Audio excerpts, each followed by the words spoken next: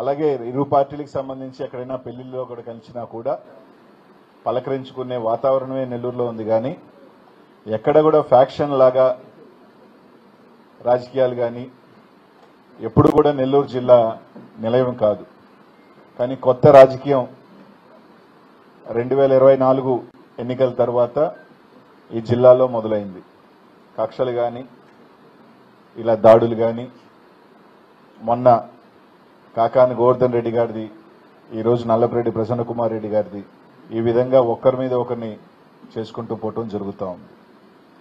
ఈరోజు నిన్న దాడి జరిగిన తర్వాత నిన్నంతా కూడా సీక్వెన్స్లో అందరూ కూడా ఎస్పీ గారిని కలవటం అన్నీ కూడా చూసాం. ఈ రోజుకి కూడా ఈ నిమిషానికి కూడా ఇంకా కూడా దానికి సంబంధించి కేసు కానీ ఏ రకమైన చర్యలు కానీ ఇప్పటికి కూడా తీసుకోలేదు. అదేవిధంగా ఈరోజు ఒక పక్క బాధితుడు ఇల్లంతా కూడా ధ్వంసం చేయబడ్డ వ్యక్తి మీద మాత్రం ఇప్పటికే కేసు కట్టడం జరిగింది. 4-5 సెక్షన్ల మీద ఆయన మీద కేసు, ఆయనతో పాటు మరికొందరు అని కూడా కేసు కట్టడం జరిగింది. ఈరోజు నిన్న దాడికి సంబంధించి తెలుగుదేశం పార్టీ అంతా కూడా మహిళల్ని ఏదో కించపరిచి మాట్లాడినట్టు, ఇదే వైఎస్ఆర్ కాంగ్రెస్ పార్టీ సంస్కృతి అన్నట్టు, ఇదే వైఎస్ఆర్ కాంగ్రెస్ పార్టీ ఇదే అన్నట్టుగా మాట్లాడటం కూడా ప్రతి ఒక్కరు కూడా మాట్లాడటం జరిగింది. ఒకసారి గుర్తు చేసుకోవాలి, మంత్రిగా పనిచేసిన, ఎమ్మెల్యేగా పనిచేసిన రోజమ్మ గారిని ఎన్ని రకాల మాటలు, ఎన్ని రకాల భాషలు మాట్లాడిన సంఘటనలు వందలు ఉన్నాయి. కానీ ఏ రోజు కూడా మాట్లాడిన వాళ్ళ ఇళ్ల మీదగా పోయి దాడి చేయటం, మాట్లాడిన వాళ్ళ మీద పోయి దాడి చేయటం ఎక్కడా కూడా జరగలేదు. నిన్నే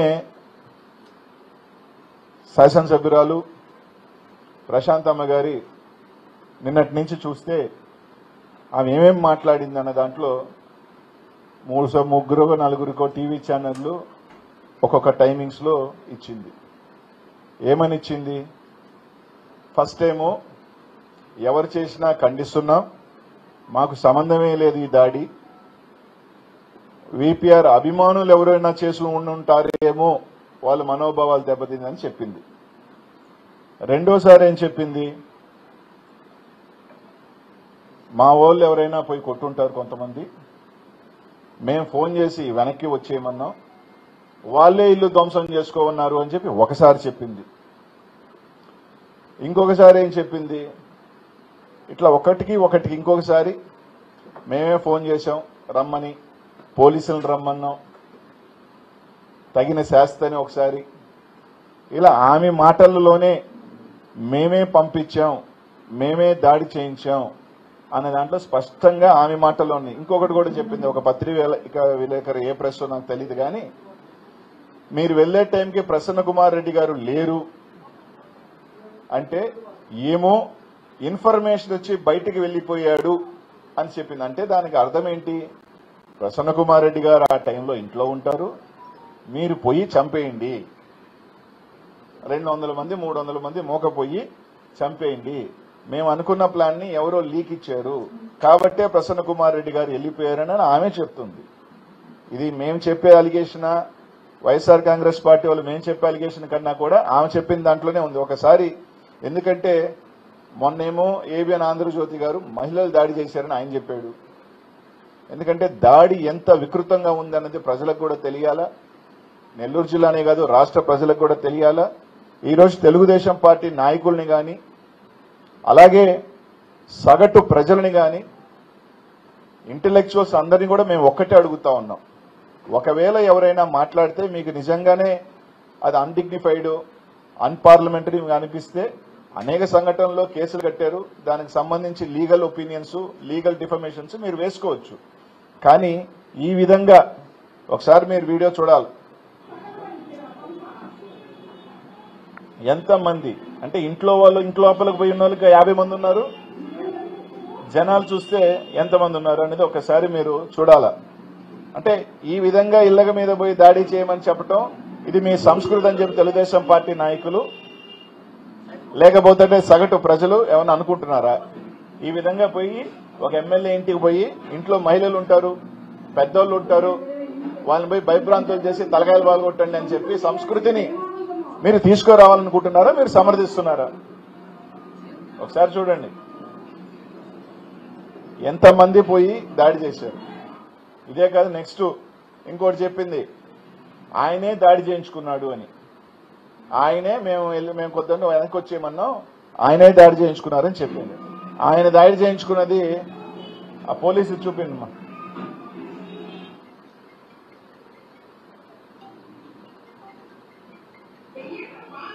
పోలీసు కూడా వెనక్కిరమ్మా, పోలీస్ జీప్ వచ్చింది, వాళ్ళు తగలబెడుతున్నారు అక్కడ ఇల్లు. మీరు బాగా చూడండి, అక్కడ తగలబెడుతున్నారు. పోలీసు పోయి చెదరగొడుతుంటే వాళ్ళు పోలీసులనే కొట్టే పనిలో ఉన్నారు. వాళ్ళు పోలీసుల మీదే దాడి చేసే పనిలో ఉన్నారంటే, వాళ్ళు ఒకవేళ ప్రసన్నన్న ఇంట్లో ఉండుంటే, అంటే ప్రసన్నని చంపేయాలనే కదా, పోలీసు మీదే తిరగబడుతున్నారు. మీరు బాగా గమనించండి, అక్కడ పోలీసులనే తిరగబడుతుంటే వాళ్ళ మీదకి, ఒకవేళ ప్రసన్నన్న ఉంటే, లేకపోతే ప్రసన్నన్న వాళ్ళ కుమారుడు ఉంటే, మీరు హత్యకే కదా మీరు పూనుకున్నది, మీరు హత్య చేయాలని ఒక ఆలోచనే కదా. అంటే దుమ్మి కింద వెళ్ళిపోతుంది. ఒక 200 మంది పోయి ఒక మనిషిని కొట్టినా చంపేసినా ఈ ప్రభుత్వంలో అడిగే హక్కు ఎవరికీ లేదు. మా కూటమి ప్రభుత్వం ఏమైనా చేయొచ్చు, మేము చంపేయచ్చు అనేది కదా. దానికి ఉదాహరణ పోలీసు కూడా కనీసం ఒక్కరినైనా పట్టుకోని ఉంటే, చెదరగొట్టే కదా ఒక ఇంటి మీదకి వచ్చినప్పుడు కనీసం ఒకరినో ఇతరుని అరెస్ట్ చేస్తున్నా కూడా బాగుండేది. అది కూడా చేయలేదనుకోండి. మీరు చూడండి, పోలీసు వచ్చే ప్రసన్న ఇంటికి రాకముందే పోలీసు వచ్చేసాడు. ప్రసన్న బగలు కొట్టుకున్నాడంటే ఇల్లు ఏ విధంగా ధ్వంసం చేశారు ఇల్లు అనే దాన్ని కూడా ఆ వీడియో చూపిమ్మా. ఇల్లు ఎలా కొట్టారు.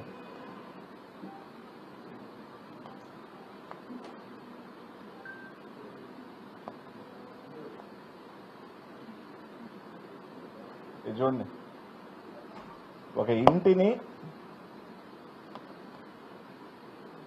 ఏ విధంగా ధ్వంసం చేశారనేది. అది ప్రసన్న కుమార్ రెడ్డి ఇల్లు కాదు, నల్లపరెడ్డి శ్రీనివాసులు రెడ్డి గారి ఇల్లు. నల్లపరెడ్డి శ్రీనివాసులు రెడ్డి గారి సతీమణి ఆ ఇంట్లో ఉంది. ఆ టైంకి 80 సంవత్సరాల పైచీలుగుబడిన పెద్దామి. ఈ విధంగా ధ్వంసం చేసి దీన్ని తెలుగుదేశం పార్టీ నాయకులు, కూటమి నాయకులు, ఆ పవన్ కళ్యాణ్ గారు ట్వీట్ పెట్టాడు. అంటే దీన్ని ఆయన సమర్థిస్తున్నాడా? అంటే 85 సంవత్సరాలు మహిళ, ఒకవేళ ఆయన ప్రసన్న సతీమణి ఉండొచ్చు ఆ టైంలో, అంటే వాళ్ళు ఆడవాళ్ళు కాదా, వాళ్ళు మహిళలు కాదా? ఆ టైంలో 200 మంది పోయినప్పుడు ఒకవేళ ఆ పెద్దానికి షాక్, ఎవరైనా సరే ఒకేసారి మన ఇంటి మీద 10 మంది పడితేనే తట్టుకోలేనప్పుడు 200 మంది సుత్తులతో గడ్డపారలతో మీదకు వస్తే, ఒకవేళ ఏమన్నా అయి ఉంటే ఆ మనిషికి, ఆ పెద్దానికి ఏమైనా అయి ఉంటే ఎవరు బాధ్యతలు? ఆమె ఉన్న రూమ్ లోపల కూడా పోయి పగలగొట్టారు. ఈ విధంగా ధ్వంసం చేసి దీన్ని సమర్థించుకునే ప్రయత్నం. మేము చాలా మంచి పని చేశామనే, మళ్ళీ మా వాళ్ళు ఎవరూ లేరని చెప్పారు. వాళ్ళ వాళ్ళు ఎవరు లేరు కూడా ఆ పేరు ఫోటో దిమ్మా.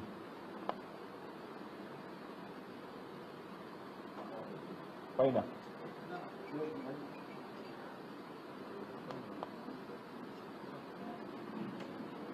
అదిగో కన్వీనరు మల్లారెడ్డి అని ఎత్తును, ఇద్దరు ఉన్నారు, మల్లారెడ్డి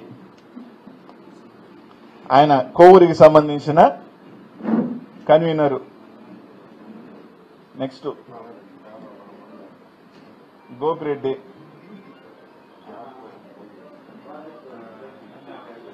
ఆయన పెన్నా డెల్టా చైర్మన్ అయిన గోపిరెడ్డి గారు. అంటే నీ పార్టీ కన్వీనర్లు ఉన్నారు, మీ పార్టీకి సంబంధించిన పెన్నా డెల్టా చైర్మన్లు పాల్గొన్నారు. ఇంకా నాకు ఆమె చెప్పిన ప్రతి వాక్యంలోనే, ప్రతి ఇంటర్వ్యూలోనే మేము చేయించాము స్పష్టంగానే ఉంది.